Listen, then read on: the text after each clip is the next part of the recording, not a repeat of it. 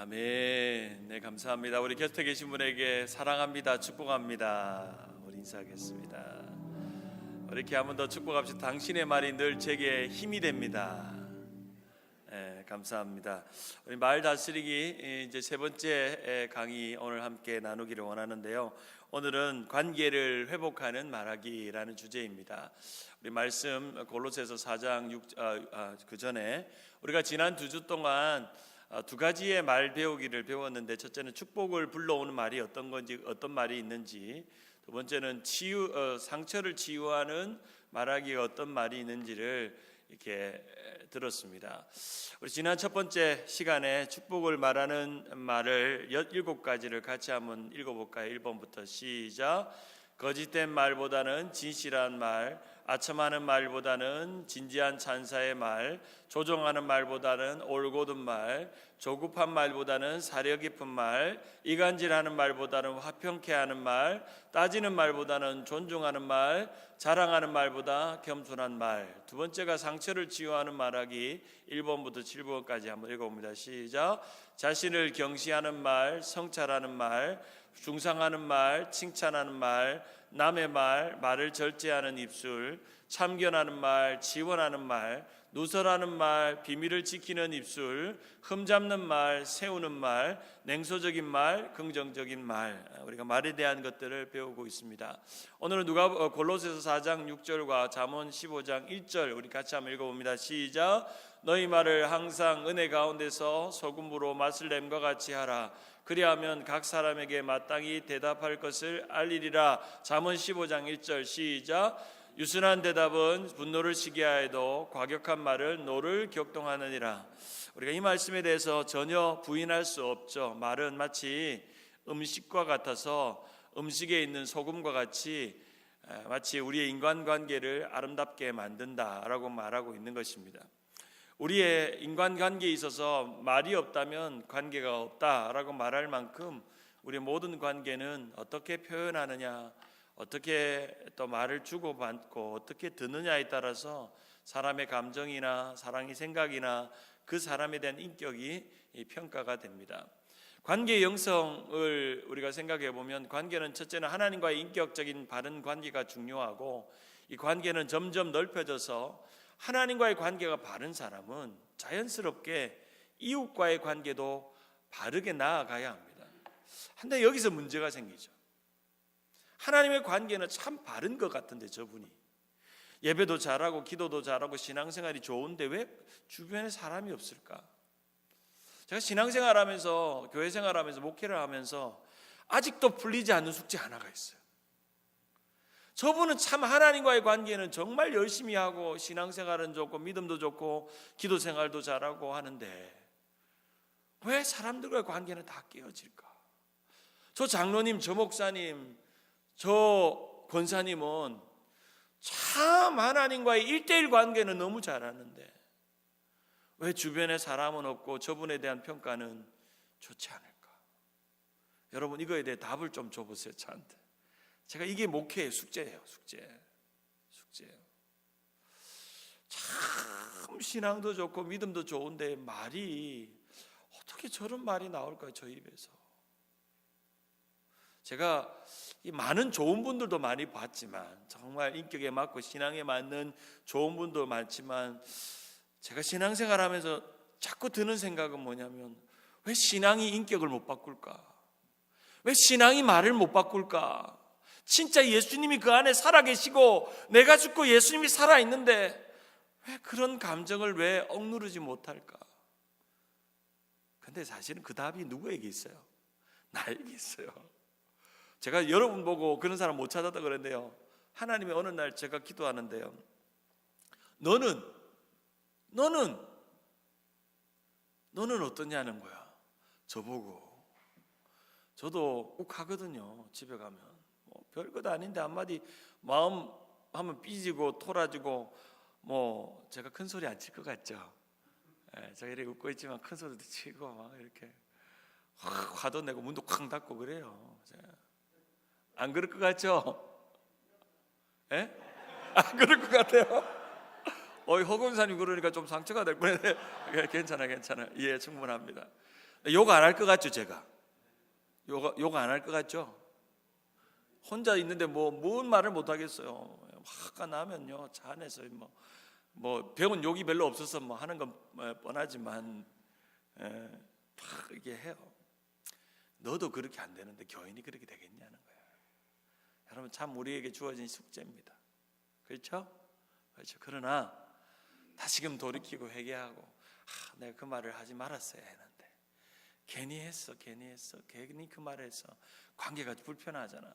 그럼 불편하면 쫓아가서 죄송해요. 제가 말을 잘못해가지고 혹시 오해 안 하셨죠? 전화하고 묻고 빨리 풀고 관계를 해결하는 거예요. 관계를 중요하면 하나님의 좋은 관계, 결국엔 거꾸로요. 사람과의 관계가 불편하면 하나님의 관계가 좋아질까요? 안 좋아질까요? 결코 안 좋아집니다.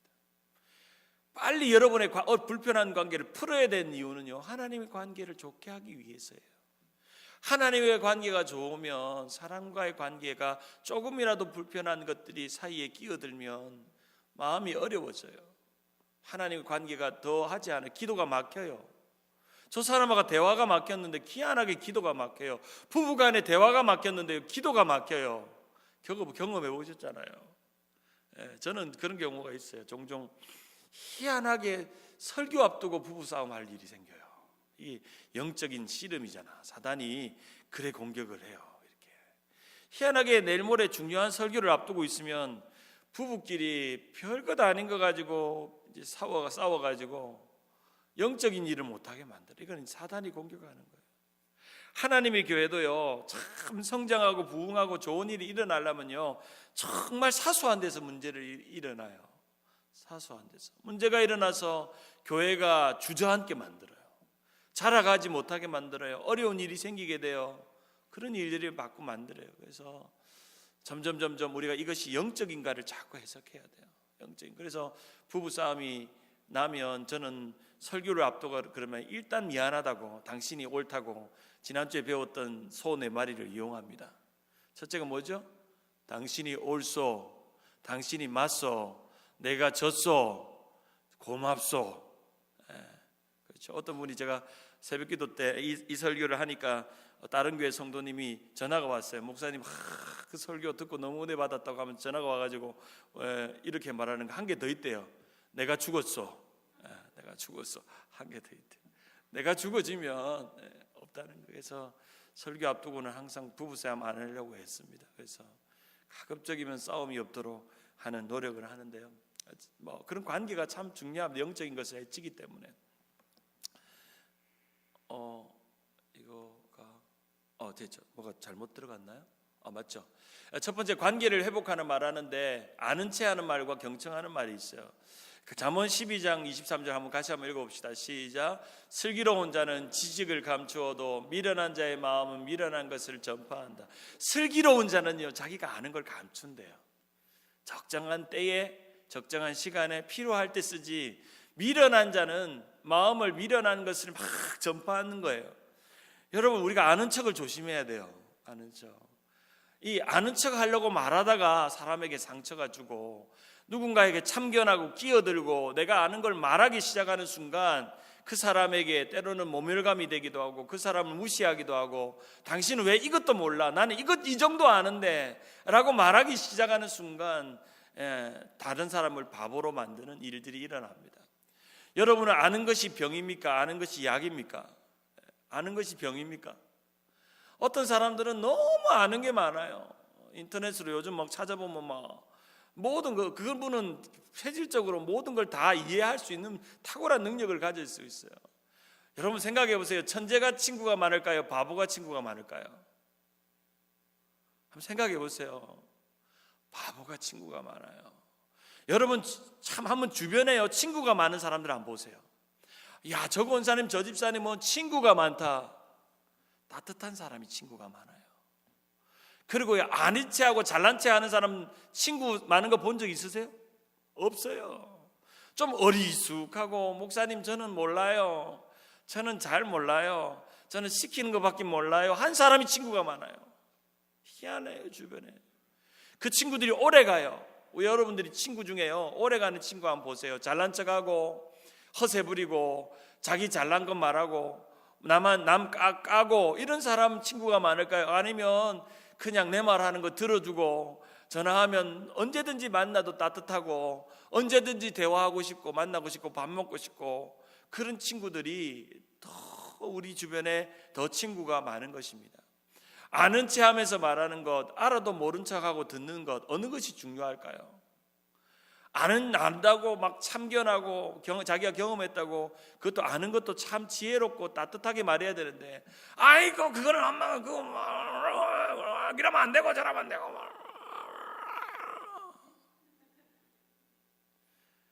여러분, 남의 집도요 된장찌개 끓이는 것도요 그냥 각색이에요. 예. 계란 후라이도 하는 것도요 각자의 방식이 다 있어요. 라면을 끓이는 거 어떤 사람은 라면 물을 먼저 끓이는 사람이 있고 어떤 사람은 먼저 물을 끓이고 스프를 먼저 끓이고, 그건 뭐가 중요해요. 그런데 라면은요 원래 끓여야 되는 대로 끓여야 된다고 참견하다가 싸우고 불편해지고 하는 거죠. 부부간에 특별히 제일 많잖아요. 부부간에 남편이 뭐 좀 해보려고 이렇게 뭐고 만지면 부인이 답답해가지고 지나가다 쓱 한마디 하면 남편들이 막 하다가도 에이 안 해. 그렇죠. 제가 요리를 안 하는 이유 중에 하나가 그거예요. 요리를 하면 잔소리를 들으니까 잔소리 막 주방이 지저분해지네, 당신은 양이 많네, 어떠네, 뭐 이렇게 요리니까 에이 안 하고 말아. 제가 이제 어떤 날은요, 제가 우리 집 이야기를 해서 죄송합니다. 남편들이 어디 가면 이제 선물을 사오잖아요. 선물을. 저도 뭐 못 모르니까 선물을 많이 사왔어. 뭐 한국 갔다 온 뭘 사오고 그러면 항상 좋은 소리를 못 들어요. 마음에 안 든다는 거지. 당신이 사오는 건 당신 기준에서. 여러분, 남편이 뭐 사와도 고맙다고 생각하세요? 그럼 절대 안 사와요. 난 그때부터 결심해서 절대 나는 안 사간다. 그래서 미리 부탁을 해요. 사올 거 없냐고 물어봐요. 그러면 뭐 사오라는 그것만 사가요. 그렇죠? 근데 한번 생각해 보세요. 남편이 어디 갔다가 부인을 위해서 선물을 사는 그 시간 있잖아요.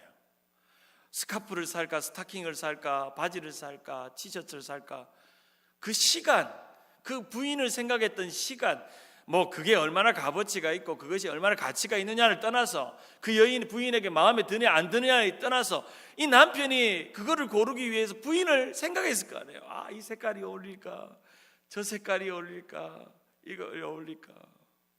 어떤 날은 선물을 안 사갔어. 애들 선물만 이렇게 사갔거든요. 그러니까 자기 선물은 왜 없냐, 당신이 말을 잘못해가지고 내가 안 사왔다.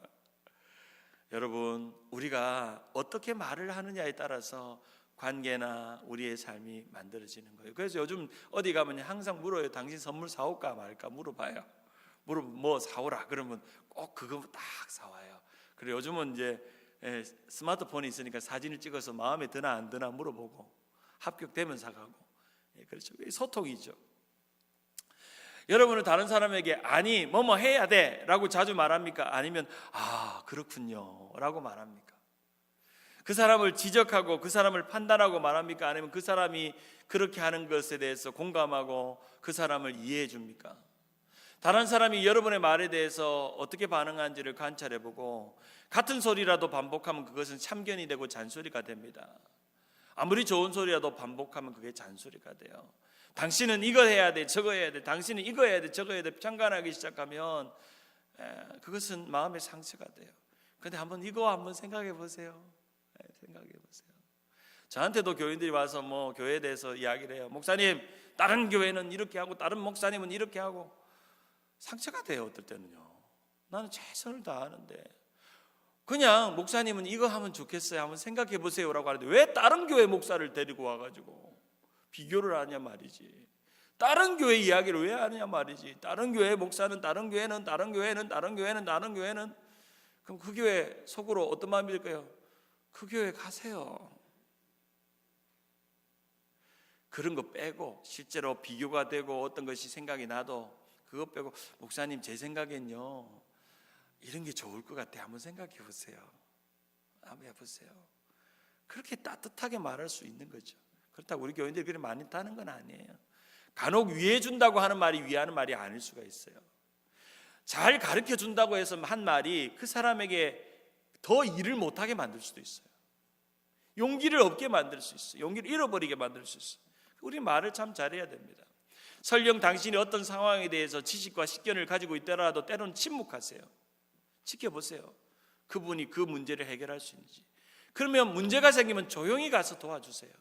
집사님 있잖아, 그거는 있잖아, 그 화분에 그 꽃은 있잖아, 내가 보니까 여기가 더 싸. 나 같이 가줄게. 같이 가줄게.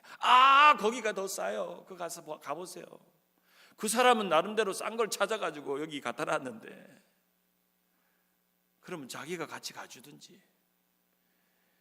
당신의 아는 것으로 다른 사람을 세우세요, 여러분. 여러분이 아는 것으로 다른 사람이 하도록 하세요. 여러분이 안 하고요. 다른 사람 하도록 하세요. 그렇죠? 우리가 그런 걸 조심해야 돼요. 아는 채 하는 것은 그만큼 그 사람이요 열등감이 많다는 거예요. 당신이 아는 채 하는 성향을 가지고 있다면 솔직히 자기 자신을 먼저 반성해 보세요. 내가 아는 게 다 맞는가? 그러면요 실제로 아는 걸 말하는 사람일수록 자기가 말하는 게 안 맞을 수도 있어요. 너무 절대적으로 내가 아는 게 전부라고 말하지 마세요. 내가 아는 게 아닐 수도 있어요. 해보다가 실수할 수 있죠. 그러면 그런 분들은 그렇게 말해요. 아니면 말고. 그렇죠.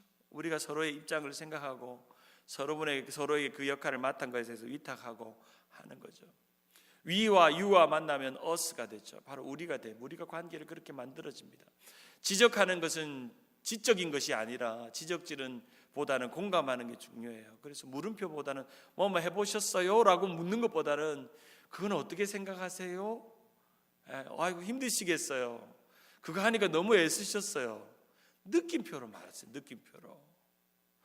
질문하지 말고요. 자꾸 느낌표로 말하세요. 목사님 얼마나 힘이 드세요? 얼마나 어려우세요? 성도님 그 일을 하는 거 얼마나 애쓰세요? 격려해 주고요.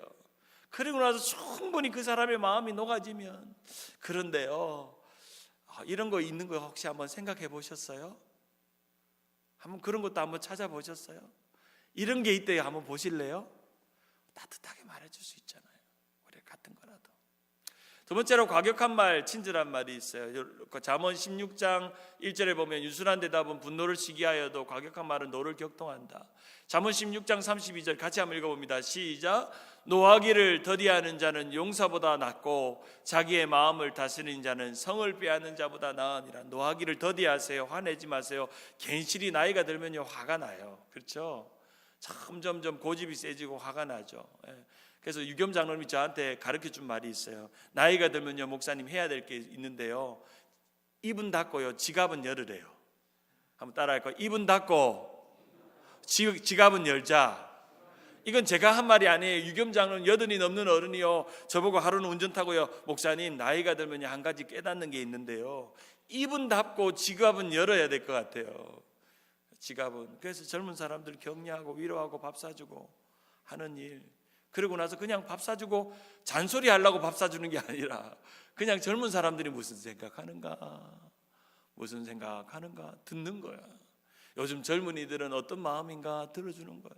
아이고 우리 때는 참 먹고 살기도 참 괜찮았는데 요즘 젊은 분들은 참 먹고 살기 힘들지. 참 그래도 우리는 일할 거리들이 많았고 이민 처음 왔을 때는 고생은 했어도 그래도 먹고 살 게 많았는데 요즘 이민 생활하는 우리 젊은이들은 애쓰시지. 참 애쓰시지. 밥 먹고 힘내시게 하는 어른들이 많아져야 된다는 거예요. 아멘. 현숙한 여인은 입을 열고 지혜를 베풀며 그 혀로 인애의 법을 말한다고 말합니다. 따뜻하고 이해심이 있는, 동정심이 있는 말로 서로를 돌보는 겁니다. 친절한 대우를, 우리 같이 한번 읽어볼까요? 시작. 친절한 대우를 받을 자기 없어 보이는 사람에게도 친절하게 말하는 습관을 길러라. 내 마음과 말에 과격한 상태로 하나님의 목적을 이룰 수가 없다. 그렇죠? 아무리 내 마음이 이렇게 화나 있는 상태로 이룰 수 없다는 거죠. 여러분이 화나 있는 것을, 화를 잘 참으세요. 이런 화를 참으세요. 와, 화가 난다. 앵그리버드처럼 화가 난다는 것을 참으세요. 특별히 연세가 들수록 이 감정 컨트롤이 잘 안 돼요. 그렇죠? 생각되는 대로 확 말하고 기분대로 말하고 그러죠. 성인의 절반이 요즘은요 분노 조절 장애라 그래요. 분노가 조절이 안 돼요. 점점 오늘날 현대인들은요 스트레스가 많고 또 삶의 어려움들이 있고 여유가 없다 보니까 점점 분노 조절 장애, 운전하다가도 화가 나면 쫓아가서 그 사람을 들이받는 그런 일들이 일어나게 되고요. 충동적인 장애를 안고 있는 현대인들이 점점 많다고 해요. 점점 늘어나고 있습니다. 그래서 이게 분노 조절 장애라는 질병이 있어요. 이걸 위해서 조절하기 위해서 약도 먹는 그런 일도 일어나게 되죠.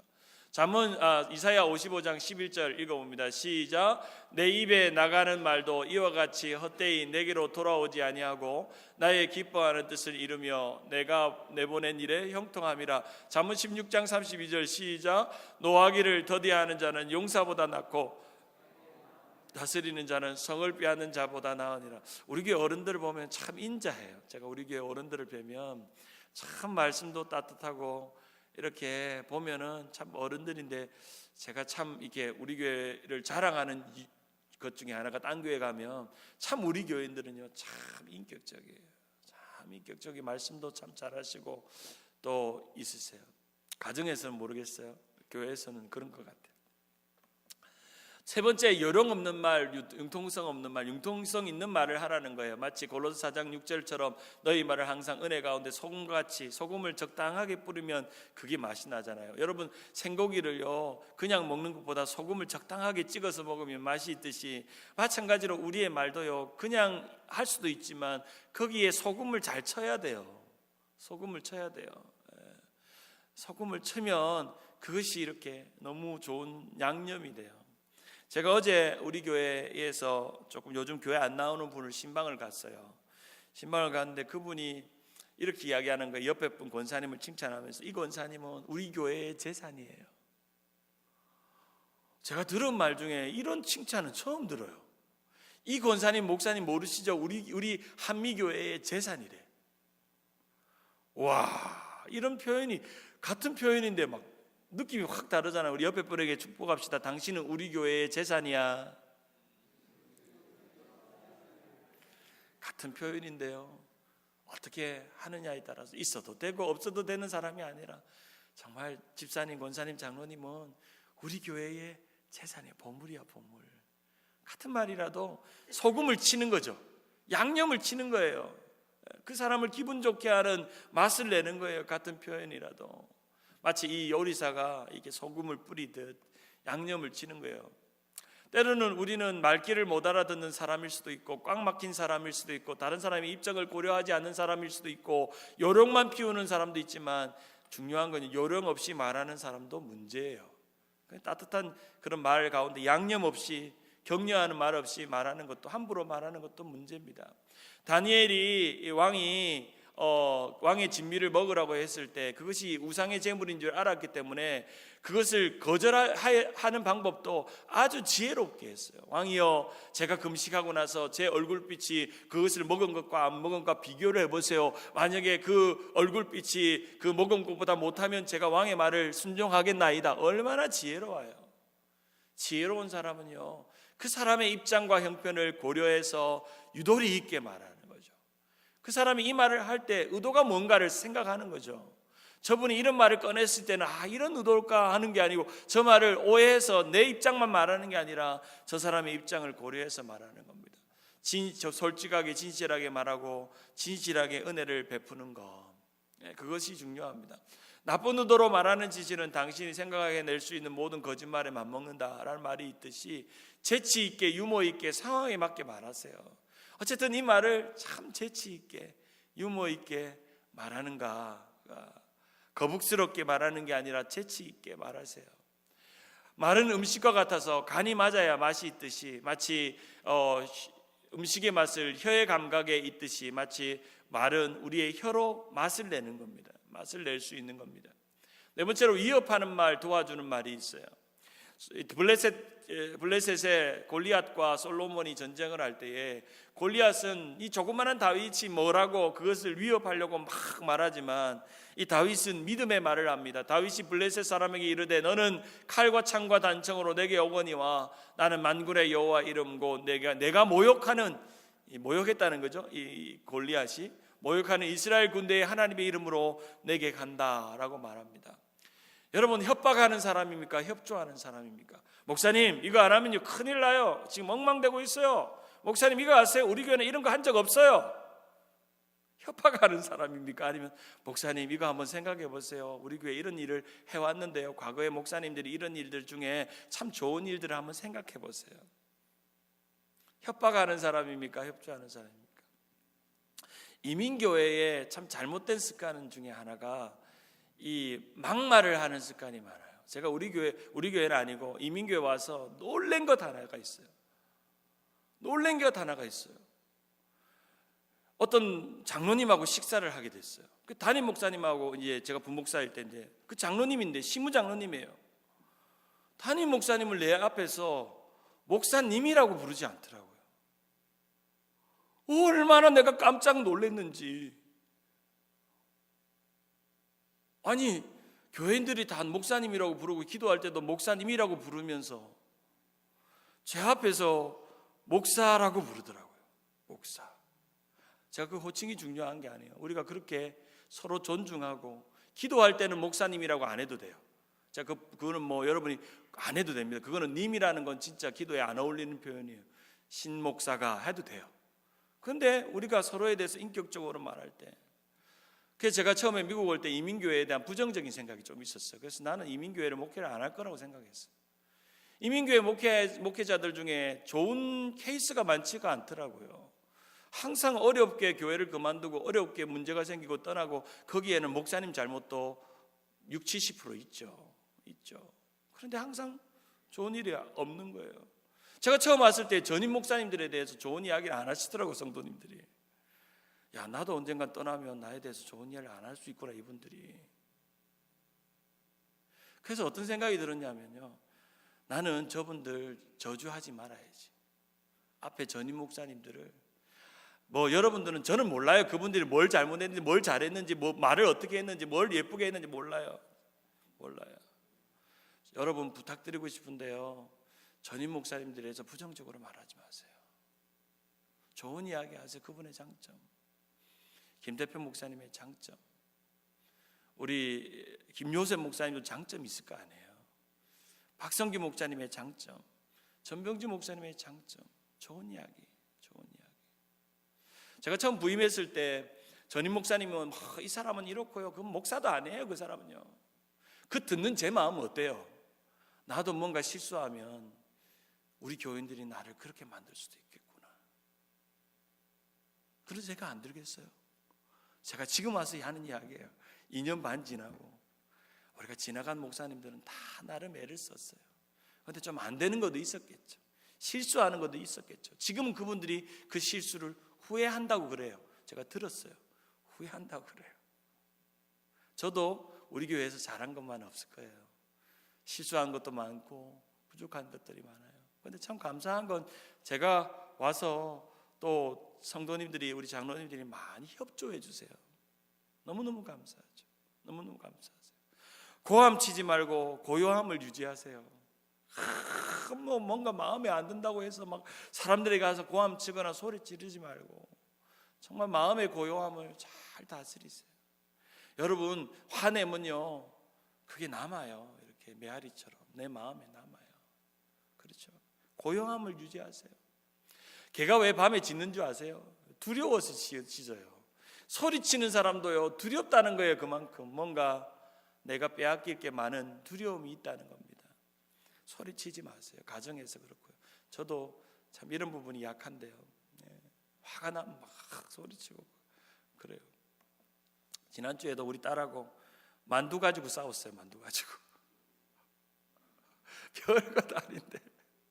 우리 딸이 이제 학교 다녀와가지고 이제 애들이 이제 월요일 날인가 이제 엄마가 만두를 해줬어요. 그래가지고 내가 점심 먹을 때는 만두를 안 해줬는데 애들이 왔다고 만두를 해주니까 좀 서운하잖아요. 그래서 애들 걸 뺏어 먹었어. 그러니까 우리 딸이 나한테 보러 화를 내는 거야. 아빠는 우리 거 빼먹는다고 그러면서. 그때 이제 그냥 웃고 넘어가면 되는데 좀 서운함이 오는 거야. 아빠가 이 만두 하나 먹는 게 서운해?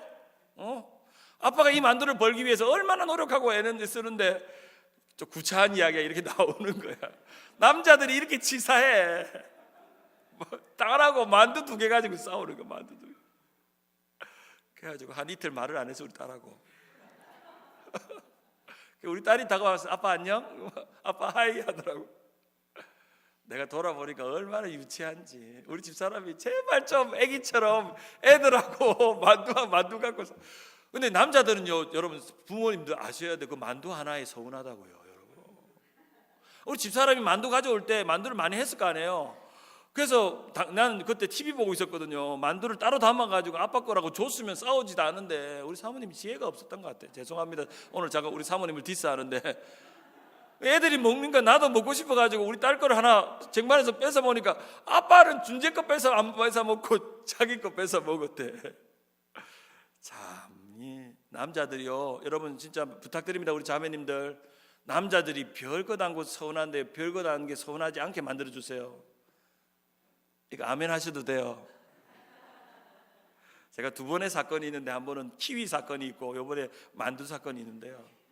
키위 사건은 뭐냐면, 좀 시간이 갔지만 우스갯소리를 할게요. 애들이 이제 준재가 어리니까 우리 집사람이 한국에는 키위가 비싸잖아요. 비싸서 사가지고 냉장고에 넣어놓은 거야. 그런데 퇴근하고 오니까 키위가 있네. 그래서 이거를 하나 까먹고 2개 까먹고 너무 맛있어. 그 TV 보면서 한 5개를 까먹어서 그 자리에서. 그러니까 우리 사모님이 냉장고를 넣으면서 버럭, 죄송합니다 사모님, 화를 내면서 키위 누가 먹었니? 그러면서 우리 아들 주려고 키위를 했는데 남편이 먹었다는 거야. 그래서 부부싸움 했어요. 키위 때문에 한 달 동안 말 안 했어요. 이렇게 속 좁아요 우리가. 제가 왜 솔직한 이야기 하냐면요, 여러분을 이 평하려고 이 말가짐을 하는 게 아니고 나도 끊임없이 반성한다는 거죠. 그렇죠? 5번째, 무례한 말이 있고 대접하는 말이 있죠. 남에게 대접을 받고자 하는 대로 대접을 하라고 말하고 있죠. 황금률이죠. 여러분이 좋은 말 듣고 싶으면요, 좋은 말 하세요. 왜 교회 가면요 나한테 좋은 말 안 해줘? 사람들이, 목사님 왜 나한테 좋은 말 안 해줘? 어떤 분은요, 자기 옷 샀는데 목사님이 아는 척 안 했대. 머리 했는데 예쁘다 안 했대. 목사님이 뭐 옷도 예쁘게 입고 왔는데 말도 안 했대. 바쁜데요, 그거 뭐 이 옷 저 옷 다 말할 수가 있어요. 그렇죠? 그러면요, 거꾸로 본인이 목사님 옷 멋있네요, 제 옷은 어때요? 한번 물어보세요. 예? 그러면 서로가 주고받는 말이죠. 말은 주고받는 것입니다. 무례한 말과 행동은 상대방의 심한 모욕감을 주어도 하루 종일 기분을 망치게 하죠. 사랑은 무례히 행치 않는다 그랬어요. 우리가 무례하게 행하면서 사랑한다고 말하지 마세요. 우리가 서로 간에 무례히 행치 않도록 노력하는 것. 사랑은 오래 참고 온유하며 무례히 행치 아니하며, 사랑은 사람을 대하는 성품입니다. 6번째로 비판적인 말, 하나님의 기준에 있는 말이죠. 이거 첫 번째 말과 같은 것인데, 비판을 받지 않으려면 비판하지 말라고 했어요. 형제의 눈에 있는 티는 보고 내 눈에 있는 들보는 보지 못하는 일을 만들지 마세요. 마치 바리새인처럼 남을 지적하고 비판하지 마세요. 가급적이면. 넘겨보겠습니다. 흠을 잡지 말고요, 흥을 찾으세요. 내가 만든 말이에요. 한번 따라할까요? 흠을 잡지 말고 흥을 찾으세요. 흠을 찾으면요, 저 사람이 싫고 재미가 없지만 흥을 찾으세요. 재밌게 할 것들을 찾으세요. 즐겁게 할 것들을 찾으세요. 유머를 만드세요. 유머를 모르면 우리 유머의 달인인 우리 유겸 장로님한테 재미난 이야기 좀 배우세요. 이 사람이 가면 재미나게 되는데, 이 사람만 가면 남의 흠을 찾고 그 남의 흠을 끄집어내서 말하는 게 아니라 이 사람이 가면 흥이 나도록 만드세요. 그래야지 관계가 좋아져요. 7번째로 자아에 몰두하지 말고 상대방을 돌아보세요. 내 주변의 사람들이 내 말에 대해서 어떻게 생각하는지. 이 에스더와 하만의 말이 있는데요, 하만은 자신이 교만해서 남을 죽이는 말을 했지만 에스더는 자신이 죽는 말을 했어요. 내가 죽으면 죽으리라, 그렇게 고백했죠. 우리 모두 다 말씀을 기억하면서 남의 말을 잘 듣고 여러분의 감정을 컨트롤 잘해서 관계를 회복하는 우리 모두가 되기를 주님의 이름으로 축원합니다.